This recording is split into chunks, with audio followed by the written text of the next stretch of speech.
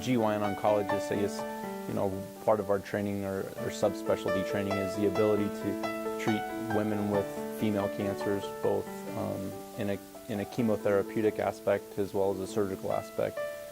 So we have the ability to kind of do an all-encompassing treatment approach to women with female cancers. And so I'm able to get involved in their lives a lot more, and I get to know that patient and their family a lot more. So although the diagnosis is certainly not as gratifying to give, the relationship that I'm able to build with the patient and their family, I think, is much more gratifying and much deeper.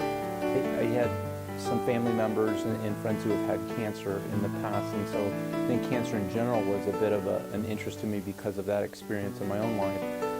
But I think what was most appealing about GYN oncology is that it is an all-encompassing subspecialty, which very few anymore are, where we do walk through not just the surgical management, but also even the chemotherapy or the follow-up with patients. So it's really almost the old traditional medicine holistically approach to treating patients and walking through what oftentimes is a very difficult, if not the most difficult times in their lives.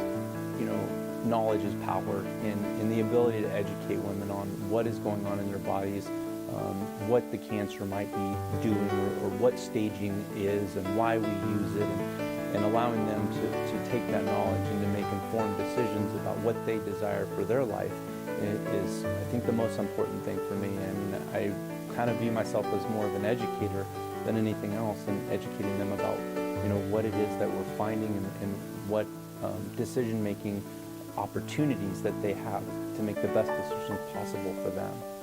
For the right candidate, robotics has revolutionized our field.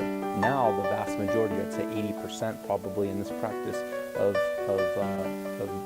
endometrial uterine cancers are done robotically. So through 4 or 5 small incisions, the patient typically stays in the hospital overnight, goes home the next day.